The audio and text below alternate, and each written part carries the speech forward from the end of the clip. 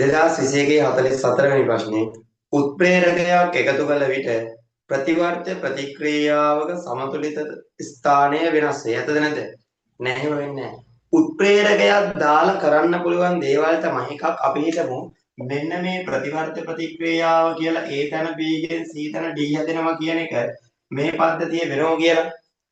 එතකොට A සහ B එකතු වෙලා C සහ D හැදෙනවා. C සහ D ගෙන් A සහ B හැදෙනවා. දැන් දෙන්නෙක් ඕ භාජනය තුළ කලවම් කරාම එක සැරේට සමතුලිත වෙන්නේ නැහැ. කාලයත් එක්ක ටික ටිකනේ යෝග සමතුලිත වෙන්නේ.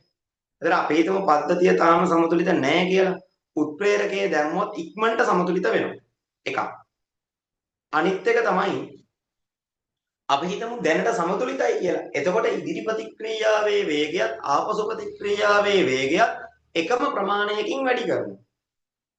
ඔය දෙක සිද්ධ කරන්නේ. හැබැයි එහෙම කරා කියලා මේ ඉන්න අයගේ සමතුලිත ලක්ෂයවත් සමතුලිතතානියතවත් ආංශික පීඩන ප්‍රතිඵල ප්‍රමාණ ප්‍රතික්‍රියක ප්‍රමාණ මේ කියන කිසි දෙයක් මේ වෙනස් කරන්නේ නැහැ.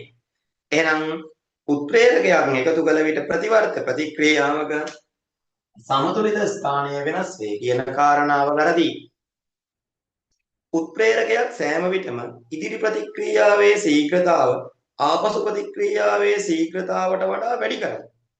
ඉදිරි එක ආපසු එකට වඩා වැඩි කරනවා කියලා එකක් වෙන්නේ නැහැ. සමතුලිත නම් දෙකම එකම වේගකින් වැඩි කරන්නේ. එහෙම නැත්නම් ප්‍රතික්‍රියාව ඉක්මනට සමතුලිතව කරන එක හැමතිස්සෙම ඉදිරි එකේ ශීඝ්‍රතාව ආපසු එකට වැඩි වෙනවා කියන එක හැමතිස්සෙම වෙන දෙයක් නෙමෙයි. ඒක නිසා ඔය වගන්ති දෙකම වැරදි.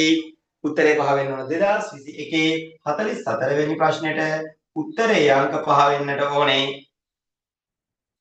අර උත්තරේ අංක 5 වෙන්න ඕනේ.